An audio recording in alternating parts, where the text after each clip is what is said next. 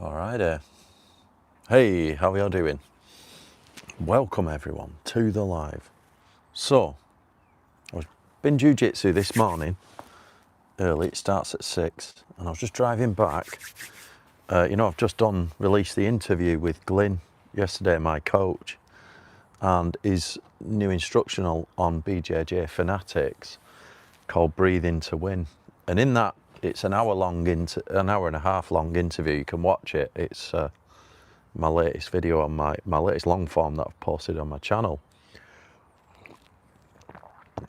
And Glyn talks about the importance of breathing, and I know this because we have a good discussion in there. I do a lot of breathing exercises with Roberto when I do my meditation training.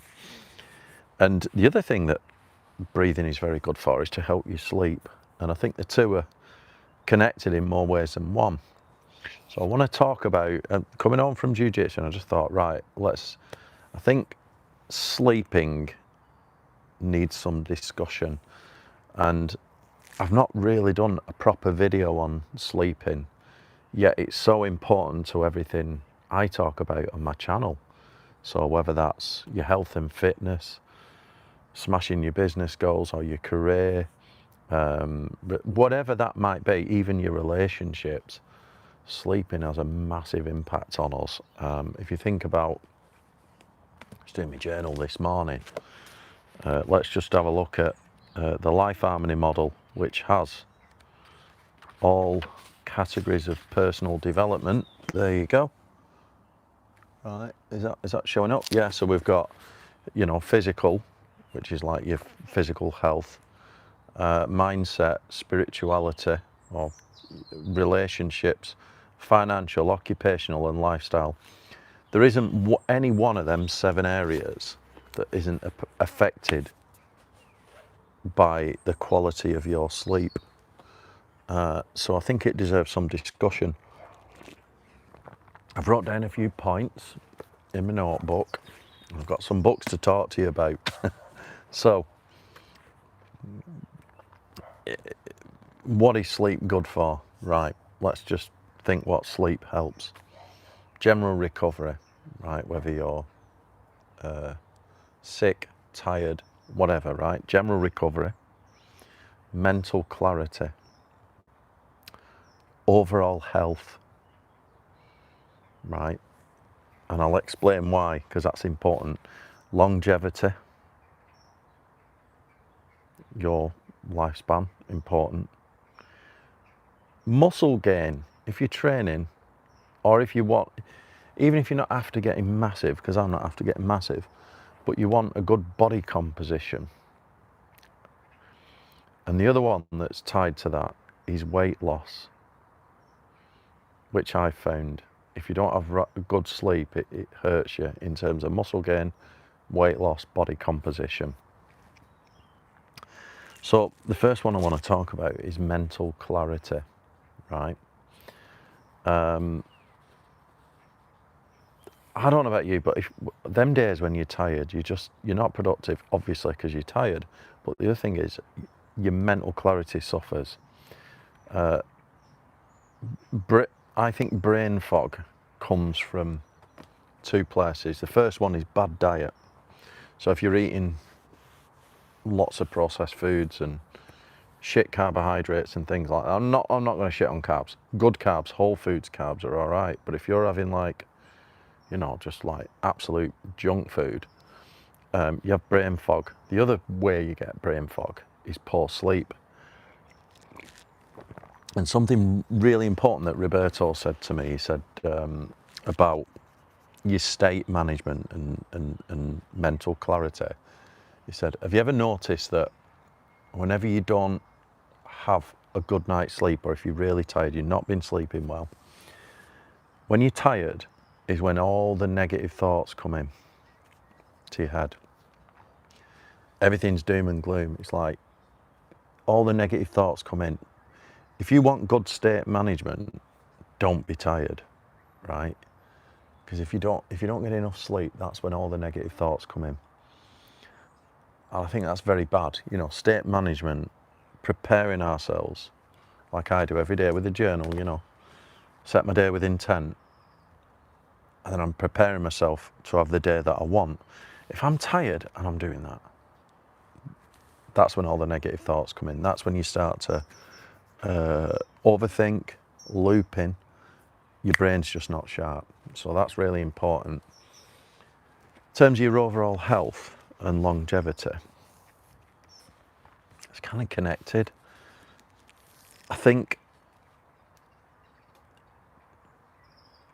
not having good sleep raises your stress levels. To me, it just feels like you're more fight or flight, stress, all that kind of thing. And this is same as what Glyn was saying about breathing, because breathing too, calms you down, lowers anxiety. If you're not getting good sleep, that can also affect your anxiety. And we all know that stress shortens our lives. From everything that I've read, it shortens your telomeres and raises what's called P cells, which heightens stress in your body. And it can become chronic. If you don't get into a good sleep routine, this can slowly catch up to you. And I remember having when I did my interview with Adam, who was my personal trainer, it's on my channel, one of the earlier interviews that I did, Adam was telling me that he was a professional rugby player, and they used to, make a real important thing about before, make sure you've had your sleep before a game, and they had a coach on it, and this coach said, you can actually bank sleep. So you can get away with, let's say, having one bad night's sleep. Let's say you go out at the weekend and have a big late night. You can get away with it once if you've banked enough good days, ahead. So you can bank sleep. But what you can't do is have that bad night's sleep night after night after night. So I think if you have one bad night's sleep, maybe you had a late night the weekend, Saturday night you went out, I think, that's okay if it's on occasion. But if you're constantly doing that, that's where it can start to get to you. So them two things, sleeping and breathing, are absolutely mega. They go hand in hand for your health. And I have noticed that when you go into the gym, like train and you want a good body composition, you want to lose a bit of body fat, you maybe want to put on a bit of lean mass, it's so much harder if you don't sleep. How many people like that I know go in the gym, they're working hard in the gym, lifting. I was out at the weekend with some friends, one of my mates, he's lifting all the time, But I know for a fact that, I don't know if he sleeps on point, but I know for a fact that his diet's all over the place. And you can see it in him. He's not getting the results that he wanted. And I had this too, you can't out-train a poor diet. No amount of fucking training. Let me get rid of that notification. No amount of training can out-train a poor diet. I don't give a shit. Like, you're better off to train less and eat better and sleep. You're going to get better results, because growing muscle and burning fat to some extent, and I'll explain the fat one, but let's just go with building muscle. You don't build muscle in the gym. The gym is to stimulate the muscle. You build muscle later when you're recovering and in your good diet. If you've got your diet on point, you're getting good recovery, getting good rest, getting good sleep. That's when you build muscle, because building muscle is like a repair exercise, right? It's not lifting. You're not putting, you know what I mean? So it's so important, and I've noticed this. Only when you really, really switch your diet and you do things like, not many late nights, getting good night's sleep. Look at any professional, a good person that I like to follow is Mike Thurston. I've got a lot of, I look up to Mike. I think he's so knowledgeable, and he's a really good, decent human being. And he talks about this, cutting back on the lifestyle, say, making sure you get good sleep. So yeah, for your health and well-being, I think it's massive. But more importantly as well is your mental clarity. So, I talk a lot about you know, having aspirations, setting goals, achieving them, living the day that you want, setting your day with intent, you know, writing down what are the top 3 things I want to do today, you're going to perform better on good sleep. So, and the reason why I've not done much content on sleep is because I am not the best at it. I've got to be honest. I was really good about a couple of years ago, sleeping. In bed by 9, you know, all that stuff, sleeping. This year, I've been struggling with it, I've got to admit, and I'm working on it. I have made some huge gains in my sleep routine over the last sort of 5 or 6 weeks. And the reason for that is I gave myself, I've bitten off more than I can chew this year in terms of work, gave myself a lot of work to do, and just having all of that stuff on my mind, it's hard to get to sleep. So I was talking with Glyn in the interview about about breathing to help, you know, using breathing to help you sleep. And it's true, you know, when I do my meditation training with Roberto, we do lots of breathing exercises, and it does calm you down. You know, it's known to do this, lower your state. And we do these 1-minute breaths where you breathe in for like, you try and do 1-minute breaths, so you try and breathe in for 10 seconds, hold for 30, and then out for 20. Right, and I've got some books, so on Glyn's Breathing to Win instructional, which is a Jiu-Jitsu instructional, it refers to this person, Dr. Belisa Vranich. So there's this book here now, Breathing for Warriors, that I got, and it's based on the stuff that Glyn does. And there's this exercise in it, I just pulled this out, it's called bellows breaths. It's a yoga thing, right? So it's like, bellows breath comes from yoga, and it actually mimics the high volume breathing you do when you're going hard. So this is like, you know, when you're really exerting a lot of energy. But you can do this. First, inhale as wide as you can. Then inhale as narrow as, then exhale as narrow as you can. Right, so you can actually move your body on this one. And then, and using that belly breathing, which is, belly breathing is important because this is something that, from what I've read and what Glyn was telling me, that we lose by the age of about 7. So like, if you ever watch a little kid, they belly breathe, right? And then when they get to about 7, they kind of lose it, and it's really strange. You start breathing up top, shoulders rising and stuff like that. And this book is all about, Belisa Vranich talks about, if your shoulders are going up and down when you're breathing, then you're not breathing right, and you should belly breathe. And this is particularly important when you're under pressure. Another person that's talked a lot about this is the master Rickson Gracie himself, probably, you know, the best person in Jiu-Jitsu. He's certainly the most famous, like, legend, Gracie Jiu-Jitsu, that kind of thing. And his old thing, you know, he's got this book, Breathe. I've not read it yet, I've bought it. I will read it, but it's got a foreword by Jocko Willink. Jocko's obviously big into Jiu-Jitsu. And Rickson's main thing, as Glyn was saying in our interview, the reason why he went into a lot of MMA fights in his career and everything like Jiu-Jitsu and MMA. And the reason why he won, he reckons, is because he was able to breathe better than everyone else. And he also goes into how breathing helps you in many areas. Like, I remember I watched a little video where he uses the analogy of a balloon. Like, if you just breathe, I don't know if you just watch yourself. One of the ones we do, we just lie down, and like, what you want to do is not see your chest rise, but use your diaphragm to breathe and see your stomach coming out. It's called belly breathing. And if you use your diaphragm more, which we tend to lose, we tend to stop breathing right.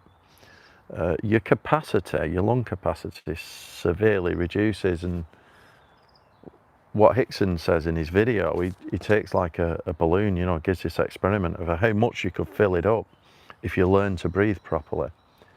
And if you think about any sort of performance, any sport, your ability to breathe is absolutely huge. As Glyn said, you know, when you're in a fight, you know, Hickson said, you know, you could always tell. One of the reasons why he said why he's winning is because he breathes better than everyone else. And you could translate that to the animal kingdom.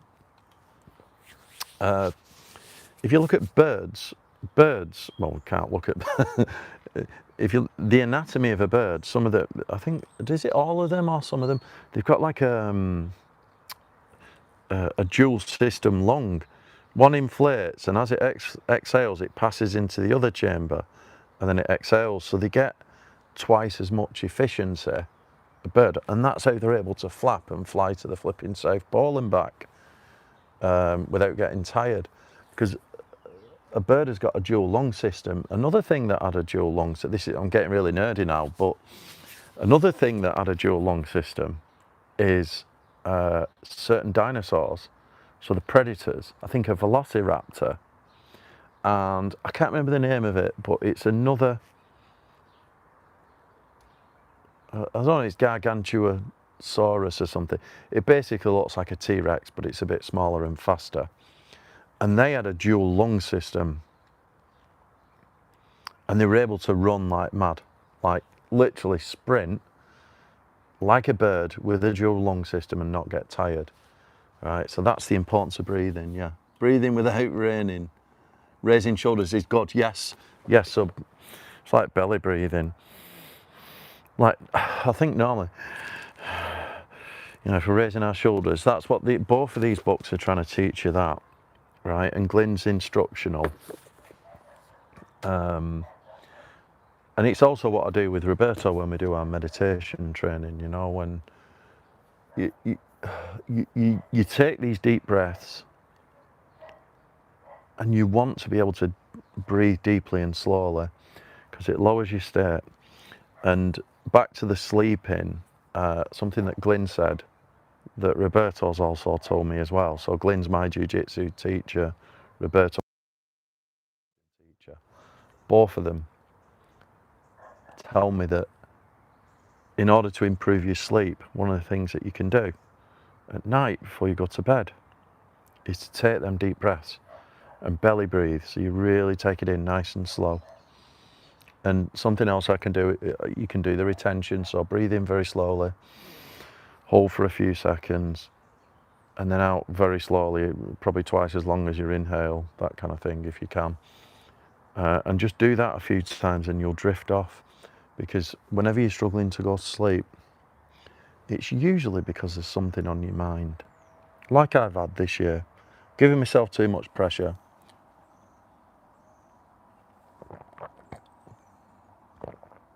Hi love from Carol from England. Hello. So yeah, I think that's really good. Something else I just want to talk about with sleep is my brother, right? I just think about how I used to be. I used to really deprive myself of a lot of sleep. I was just a workaholic. And I wouldn't have any sleep. And I used to tell myself that if I was tired, the fix was for being tired was to eat more. I thought I could eat my way out of it, you know, with energy.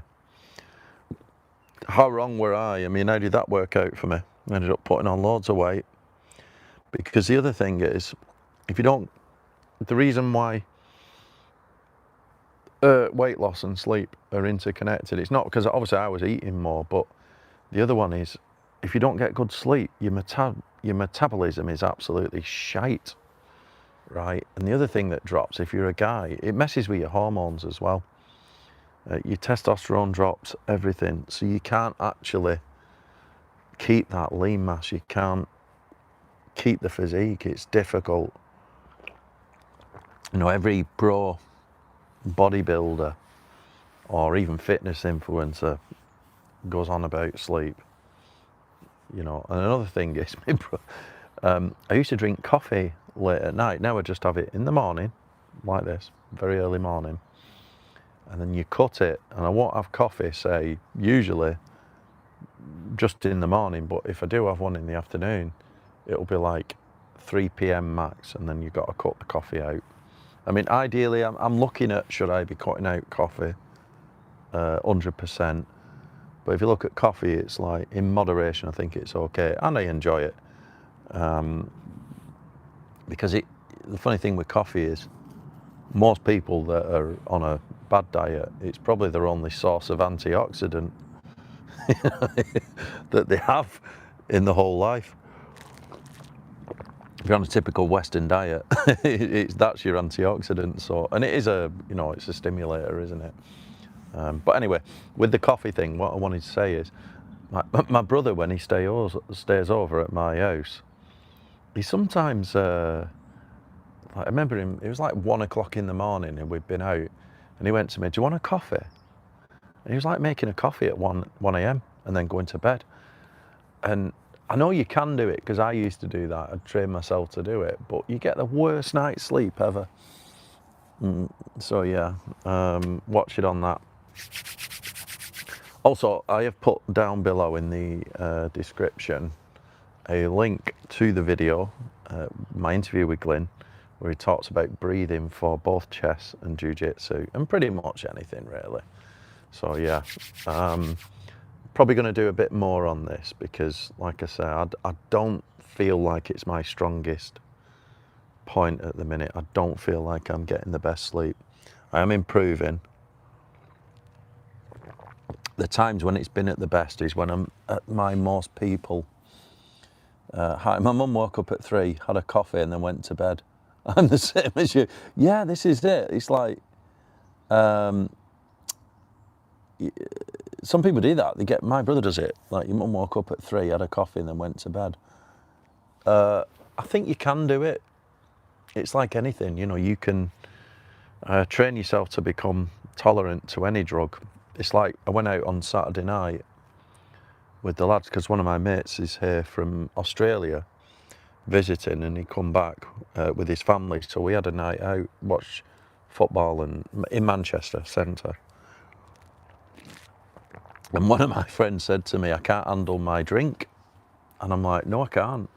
I used to be able to. I used to be able to binge drink a lot, but I don't really drink these days. Made a special occasion on that point. Single gins or single whiskies, that's all we're having. I didn't have many, probably like, usually when I go out, I have 1 or 2 drinks. In fact, the last time I went out, I just had water, right? So I don't really drink. I'll go months without drinking, and maybe an occasion will come up and I'll go and have 1 or 2. Thinking about 3 or 4, so it's more than I usually have. And my friend pointed out that I can't handle my drink. And I'm like, yeah, I know that, because I don't do it anymore. Whereas in the past, if you look at someone that's going out every week, or maybe having a few drinks every night, they can have 10 and they're still fine. And I think it's the same with coffee. If you used to drinking coffee at night, you could actually have a coffee and then go to sleep. But if you're not used to that, bit like insulin resistance, isn't it, with carbs? You want to train yourself so you're not used to it.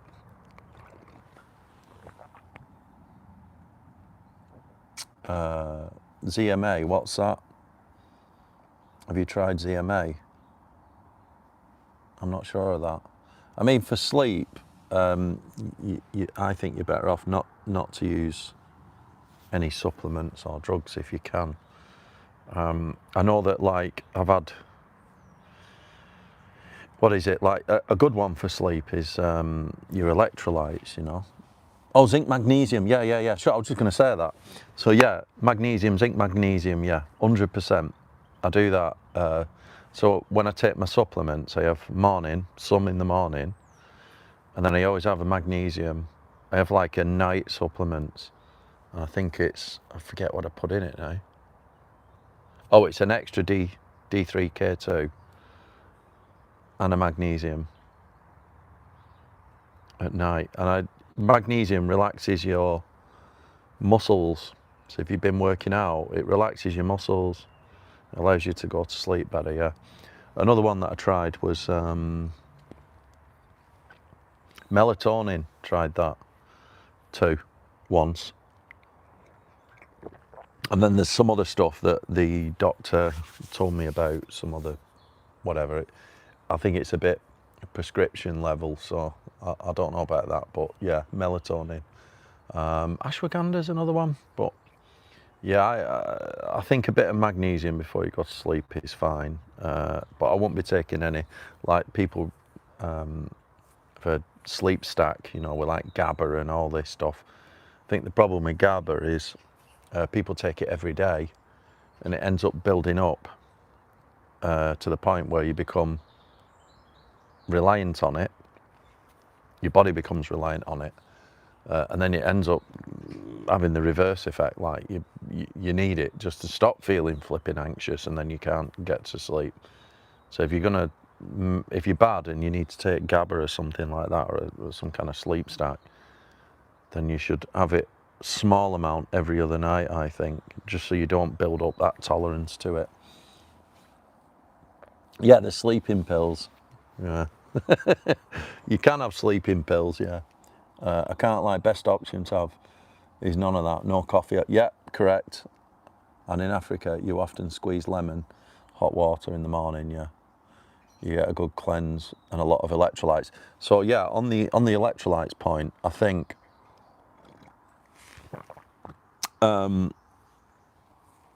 let's talk about, yeah, electrolytes and coffee. So firstly, when you first wake up, your cortisol is at the highest, because cortisol is actually used, right, to wake you up. You know, it's for stress, basically. So your cortisol is at the highest in the morning to naturally wake you up. That's what wakes you up. So having coffee right away will just raise your cortisol even more. So, you know, the rule is wait at least 30 minutes, 45 minutes, maybe even an hour after you wake up before you have your first coffee. So I agree, the first drink you should have when you wake up is water and electrolytes, some form of electrolytes. That's what I do. So like, but I got up at about 5:15 a.m. Had to be at Jiu-Jitsu for 6, so I went training. You know, it's now like, what is it now, 7:30, 8? Oh, it's a lot later than that, 9:20. Right. So, yeah, so I woke up and went training this morning, so it's like way later now. But I agree, yeah. Electrolytes, first drink. Coffee, I think it's okay in moderation. I'm still fighting with this. I like it. Don't know whether to cut it out fully. I have massively reduced it, so I'll just have it in the morning only. Not first thing, that kind of thing, just when I'm journaling and reading. And I'm going to look into whether it should be better. I think overall, yeah, it's probably better to cut it out. But in a lot of biohacking circles, you know, in all the books, you look at the biohackers, they're not against coffee. They're all saying like 1-2 cups a day is fine. And it can actually help you, you know, a lot of them. So I don't know, I'm going to come back to that. Also, lemon creates an urge to want water through the day. Not every day, but yeah, so I don't have an issue with drinking water. I drink flipping loads of it, probably too much. Naturally occurring electrolytes is best for your system. Yeah, how do you get naturally occurring electrolytes?